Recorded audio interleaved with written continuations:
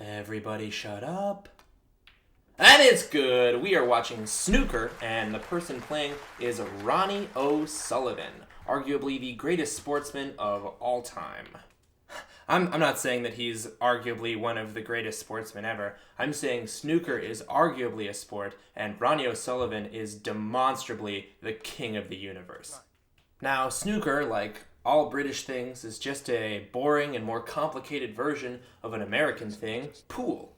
It's played basically the same way with a cue stick and a cue ball, except you're required to wear a prom tuxedo the entire time, and there is a super grumpy referee there making sure no one is talking or having any kind of fun. The table is way, way bigger, the pockets are way, way smaller, and even like good pool players look like they are drunken tweens while playing snooker. What I'm trying to say is that snooker it's hard. Alright, it's really, really hard. The guy pulling the balls out is the referee, Len Ganley, and he takes the black ball out every time because those are the rules, that's how you play. When it's your turn in snooker, you've got to hit a red ball into a pocket and then hit any of the colored balls into a pocket. And then hit a red ball in and then a colored ball in, alternating thusly until you invariably miss a shot.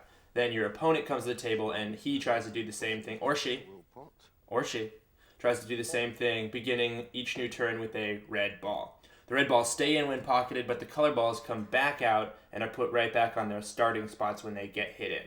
Reds are all worth 1 point, and the colors are increasingly more valuable. Yellow is 2, green is 3, brown 4, blue is 5, pink is 6, and finally the black ball is 7. Once the 15 red balls are hit in, the colored balls are all pocketed in order, ending with the black ball. Once all the balls are in the pockets, the person with the most points wins the game. And yeah, there are a lot more rules, like snookering and free balls and other sex crimes, but those are the basic rules.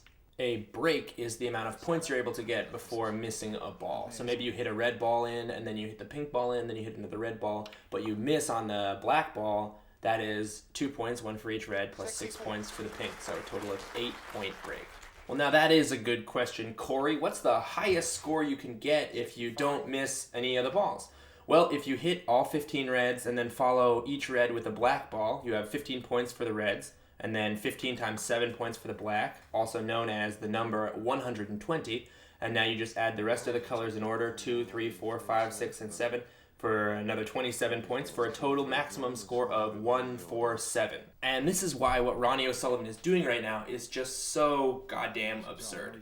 In the history of professional snooker, there have been thousands of pro snooker players playing hundreds of thousands of snooker games, and in all of those professional snooker games, there have only been 105 maximum breaks completed.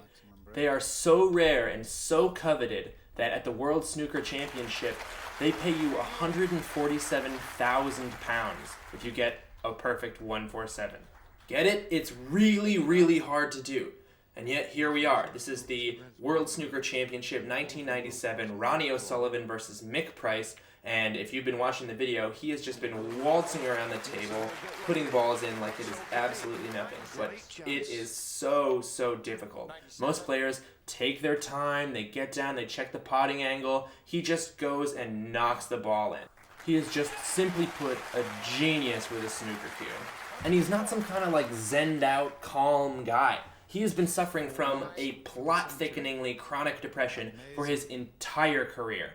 And sometimes it'll cause him to just melt down in the middle of snooker tournaments and forfeit and, leave. He's got an on-again, off-again drug addiction. His father went to prison for murder when Ronnie was only 17 years old. He's a mess off the table. His whole life is in shambles. But when he's on that table, he hits every shot. He's got all the spins. He can play offensive, defensive. And not to mention, he is whipping around the table, getting what's going to be known as the fastest ever maximum break. Spoiler alert, he's going to do it. And he's not even taking his time. There is $250,000 on the line here. If he misses one of these balls, he loses $273,000. That's a house. But that's just who he is. I mean, he's a one-man highlight reel, and he's my favorite player to watch in this game or any other game. All right, everybody shut up. I want to watch this. 134. I don't believe this.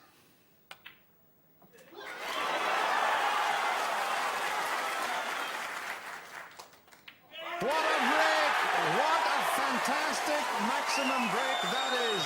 Ronnie O'Sullivan's delighted, the crowd's delighted, John Virgo, and I'm delighted. 5 minutes for one unbelievable maximum break. The players are over from the other side of the screen. Sensational.